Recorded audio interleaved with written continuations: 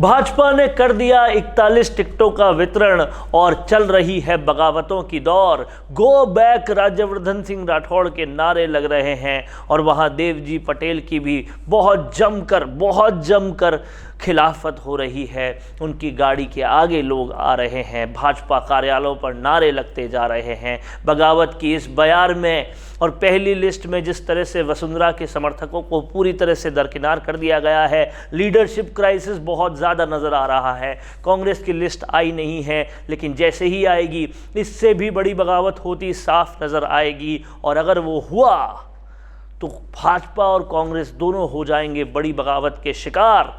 ऐसे में चुनावी बाहुबली, गेम चेंजर जो हम आपको हमेशा से बताते आए हैं, वो केवल और केवल बन पाएंगे हनुमान बेनीवाल, जिसकी वो तैयारी पुरजोर तरीके से कर रहे हैं। भरसक दौरे कर रहे हैं, बिना रुके दौरे कर रहे हैं, लोगों से बातचीत कर रहे हैं, सारे स्टूडेंट्स को अपने पक्ष में ले रहे हैं और कहीं ना कहीं मारवाड़ बेल्ट को पूरी तरह से अपने पक्ष में ले रहे हैं। तो जिस तरह से हनुमान बेनीवाल की जो स्ट्रैटेजी थी कि बिना बेनीवाल के कोई सरकार बना नहीं पाएगा, वो कहीं ना कहीं साफ तौर पे साधती हुई नज़र आ रही है, क्योंकि हनुमान बेनीवाल और निर्दलीय ही कहीं ना कहीं चुनाव की दशा और दिशा दोनों बदल सकते हैं। क्योंकि भाजपा को जो बीमारी हो चुकी है राजस्थान में, वो है विधानसभा स्तर पर, राज्य स्तर पर लीडरशिप क्राइसिस की, और कांग्रेस को तो बहुत ज़बरदस्त तरह की अंतर्कलह की पहले से ही बीमारी है। अब टिकट वितरण के बाद अगर सचिन पायलट खेमे की नहीं मानी गई और उन्होंने बगावत कर दी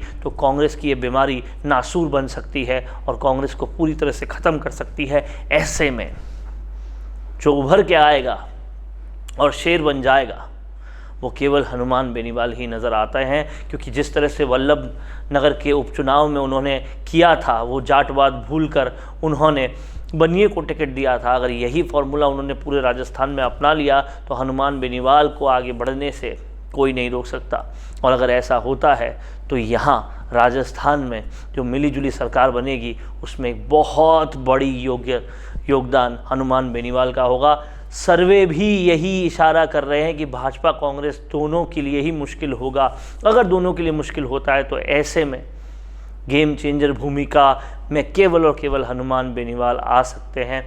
और इसीलिए कहीं ना कहीं अंडर करंट यही चल रहा है कि हनुमान बेनीवाल जो मेहनत कर रहे हैं उसका फल उनको ज़रूर मिलेगा और चुनाव के बाहुबली हनुमान बेनीवाल ही बनेंगे। जिस तरह से स्टूडेंट्स को साधना, जाट कौम को साधना लगातार शुरू किया है, लगातार वो अलग अलग जगह पर जाकर दौरे कर रहे हैं, लोगों से मिल रहे हैं और कहीं ना कहीं लोगों के अंदर ये भी अंडर करंट है कि अगर कोई बदलाव ला सकता है, अपनी बात पे टिका रह सकता है, तो वो हनुमान बेनीवाल है। अब देखने वाली बात ये होगी कि कांग्रेस का जब टिकट वितरण होता है तो बगावत किस तरह से होती है। बीजेपी में शुरू हो चुकी है, कांग्रेस का अब इंतज़ार है। बहुत ही दिलचस्प राजस्थान के चुनाव होते जा रहे हैं। आपका क्या कहना है, कॉमेंट करके ज़रूर बताएँ और देखते रहिए राजस्थान संवाद।